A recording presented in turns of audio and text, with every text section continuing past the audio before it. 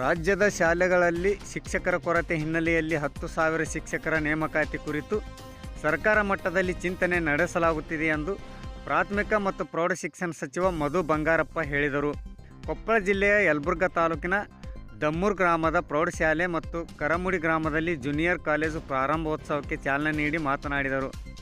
CM ಆರ್ಥಿಕ ಸಲಹೆಗಾರ ಶಾಸಕ ಬಸವರಾಜ ರಾಯರೆಡ್ಡಿ ಮಾತನಾಡಿ, ಬಡವರಿಗೆ ನೇರವಾಗಿ ವಿವಿಧ ಸೌಲಭ್ಯಗಳನ್ನು ಡಿಬಿಟಿ ಮೂಲಕ ಜನಪರ ಯೋಜನೆಗಳ ಕಾರ್ಯಕ್ರಮಗಳನ್ನು ಮುಟ್ಟಿಸುವ ಮೂಲಕ ದೇಶದಲ್ಲಿಯೇ ಯಾವ ಸರ್ಕಾರ ಮಾಡದಂಥ ಉತ್ತಮ ಕೆಲಸಗಳನ್ನು ಸಿದ್ದರಾಮಯ್ಯನವರ ಸರ್ಕಾರ ಮಾಡುತ್ತಿದೆ ಎಂದರು. ಈ ಸಂದರ್ಭದಲ್ಲಿ ಗ್ರಾಮ ಪಂಚಾಯತಿ ಅಧ್ಯಕ್ಷೆ ಹೊಳೆಯಮ್ಮ ಹೊಳ್ಳಿಕೇರಿ, ಎಸಿ ಕ್ಯಾಪ್ಟನ್ ಗಣೇಶ್ ಮಾಲ್ಗಿತ್ತಿ, ಉಪನಿರ್ದೇಶಕ Shrishail Biradar, tahsildar Basavaraj Tennalli, EO Santosh Patil, BO KT Lingappa, ಮುಖಂಡರಾದ ಎಫ್ಎಂ ಕಳ್ಳಿ, ಬಸವರಾಜ್ ಉಳ್ಳಾಗಡ್ಡಿ ಸೇರಿದಂತೆ ಹಲವಾರು ಗಣ್ಯರು ಮುಖಂಡರು ಉಪಸ್ಥಿತರಿದ್ದರು. ವರದಿ ವಿಎಸ್ ಶಿವಪ್ಪಯ್ಯನಮಠ, ಯಲಬುರ್ಗಾ. ಹಲವಾರು ಜನಪರವಾದಂಥ ಕಾರ್ಯಕ್ರಮಗಳನ್ನು ರಾಜ್ಯದ ಜನತೆ ಕೊಟ್ಟಿದೆ.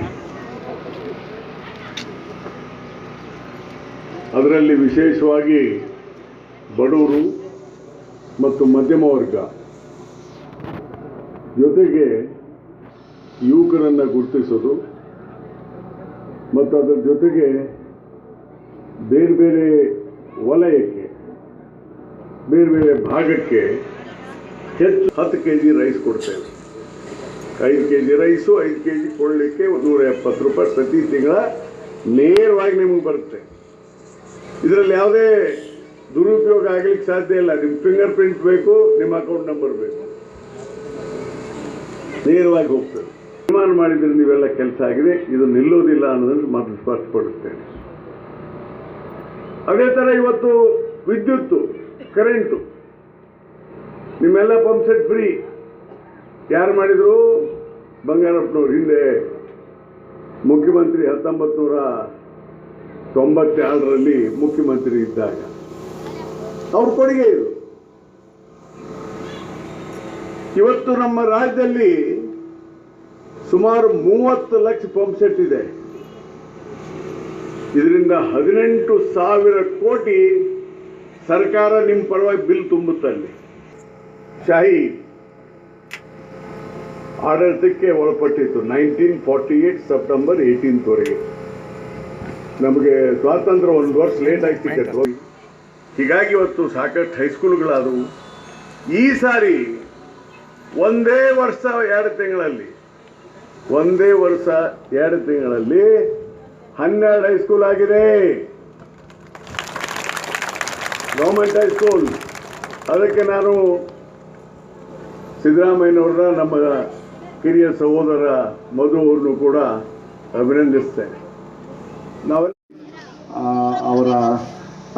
ಅವರು ಅದ್ರ ಮೇಲೆ ಇಟ್ಟಿರ್ತಕ್ಕಂಥ ವಿಶ್ವಾಸವನ್ನು, ಯಾಕೆಂದರೆ ನಾನು ಎಷ್ಟು ಓದ್ಸತಿನೂ ಕೂಡ ಸುಮಾರು 60 ಕೋಟಿ ಕೊಟ್ಟಿದ್ದಾರೆ ನನ್ನ ಇಲಾಖೆಗೆ. ನನ್ನ ಇಲಾಖೆಯಲ್ಲಿ ಬರೋದಲ್ಲದೆ ಅವರು ಏನು ಕಲ್ಯಾಣ ಕರ್ನಾಟಕ ಭಾಗದಿಂದ ಬರತಕ್ಕಂಥ ಹಣದಲ್ಲಿ ಹೆಚ್ಚು ಹಣವನ್ನು ಸಂಪೂರ್ಣವಾಗಿ ಶಿಕ್ಷಣಕ್ಕೋಸ್ಕರ, ನಿಮ್ಮ ಮಕ್ಕಳ ಭವಿಷ್ಯಕ್ಕೋಸ್ಕರ ಇವತ್ತು ರಾಯರೆಡ್ಡಿಯವರು ಅವ್ರ ಹಣವನ್ನು ಜಾಸ್ತಿ ಖರ್ಚು ಮಾಡ್ತಾ ಇದ್ದಾರೆ. ಅದರಲ್ಲಿ ಎತ್ತಿದ ಕೈ ಅಂತ ಹೇಳಿದ್ರೂ ತಪ್ಪಾಗಲಾರ್ದು. ಯಾಕಂದರೆ ಮಕ್ಕಳ ಭವಿಷ್ಯ ಭಾಳ ಮುಖ್ಯ ಆಗ್ತದೆ. ಭವಿಷ್ಯ ಎಲ್ಲಿ ಬರ್ತದೆ ಅಂತ ಹೇಳಿದರೆ ಶಿಕ್ಷಣ ಕೊಟ್ಟಾಗ ಮಾತ್ರ. ಸಾಕಷ್ಟು ವಿಚಾರಗಳನ್ನು ಹೇಳಿದ್ದಾರೆ. ನಾನು ಹೆಚ್ಚು ಅದನ್ನು ಮತ್ತೆ ಉಚ್ಚರಿಸಕ್ಕೆ ಹೋಗೋದಿಲ್ಲ. ಯಾಕೆಂದರೆ ಭಾಗ್ಯಗಳ ಬಗ್ಗೆ ಹೇಳಿದರು. ಭಾಗ್ಯಗಳ ಬಗ್ಗೆ ಒಂದು ಮಾತನ್ನು ಹೇಳಲಿಕ್ಕೆ ಇಷ್ಟಪಡ್ತೀನಿ. 5 ಗ್ಯಾರಂಟಿಯನ್ನು ಕೊಟ್ಟರು. ಆ 5 ಗ್ಯಾರಂಟಿ ಸೃಷ್ಟಿ ಆಗಬೇಕಾದ್ರೆ, ಅದು ರೆಡಿ ಆಗಬೇಕಾದ್ರೆ ನಮ್ಮ ಚುನಾವಣೆ ಪೂರ್ವಕವಾಗಿ ಪ್ರಣಾಳಿಕೆ ಅಂಥೇಳಿ ಮಾಡ್ತೀವಿ. ಆ ಪ್ರಣಾಳಿಕೆಯಲ್ಲಿ ಉಪಾಧ್ಯಕ್ಷನಾಗಿ ಇದೇ ಮಧು ಬಂಗಾರಪ್ಪ ಇದ್ದ ಅನ್ನೋದನ್ನ ನಾನು ಭಾಳ ಹೆಮ್ಮೆಯಿಂದ ಹೇಳಲಿಕ್ಕೆ ಇಷ್ಟಪಡ್ತೀನಿ. ಮತ್ತು ಇನ್ನೂ ಹೆಮ್ಮೆ ಏನು ಅಂತ ಹೇಳಿದರೆ, ಅದನ್ನು ಅನುಷ್ಠಾನ ಮಾಡಲಿಕ್ಕೆ ಇವತ್ತು ರಾಯರೆಡ್ಡಿಯವರು ನಮ್ಮ ಸರ್ಕಾರದ ವತಿಯಿಂದ ಅದು ಮುಂಚೂಣಿಯಲ್ಲಿದ್ದಾರೆ ಅಂತಕ್ಕಂಥದ್ದನ್ನು. ಯಾಕೆಂದರೆ ಸರ್ಕಾರ, ನಾವು ಚುನಾವಣೆಯಲ್ಲಿ ಹೇಳಿಕೆಯನ್ನು ಹೇಳೋಗ್ಬಿಡ್ತೀವಿ, ಅನುಷ್ಠಾನ ಮಾಡೋದು ಭಾಳ ಕಷ್ಟ ಆಗ್ತದೆ. ನಾವು ಚುನಾವಣೆಯಲ್ಲಿ ಹೇಳಿದ್ವಿ, ಅದನ್ನು ಅನುಷ್ಠಾನ ಮಾಡಿರೋದು ಮಾನ್ಯ ಸಿದ್ದರಾಮಯ್ಯವರ ನೇತೃತ್ವದಲ್ಲಿ ರಾಯರೆಡ್ಡಿಯವರ ಕೈವಾಡನೂ ಇದೆ ಅಂತ ಹೇಳಿದರೆ ತಪ್ಪಾಗಲಾರ್ದು. ಅದಕ್ಕೆ ಅವರಿಗೆ ಧನ್ಯವಾದಗಳನ್ನು ಹೇಳಲಿಕ್ಕೆ ಇಷ್ಟಪಡ್ತೀನಿ. ನೀವು ಎಂಥವ್ರನ್ನ ಆಯ್ಕೆ ಮಾಡಿದ್ದೀರಿ ಅಂದರೆ ಫುಲ್ ಖಜಾನಕ್ಕೀನೇ ಅವ್ರ ಕೈಲಿ ಕೊಟ್ಟಿದ್ದೀರಿ. ಈಗ ನಾನು ಏನಾದ್ರು ನನಗೆ ದುಡ್ಡು ಬೇಕು ಅಂತ ಬೆಳಗ್ಗೆಯಿಂದನೂ ಮಾತಾಡ್ಕಿಂತ ಬಂದೆ. ನಾನು ಬಂದ ತಕ್ಷಣ ನಿಮ್ಮ IBL ಸ್ನಾನ ಮಾಡಿ ಬೆಳಗ್ಗೆ 4:45 ಹೊರಟೆ.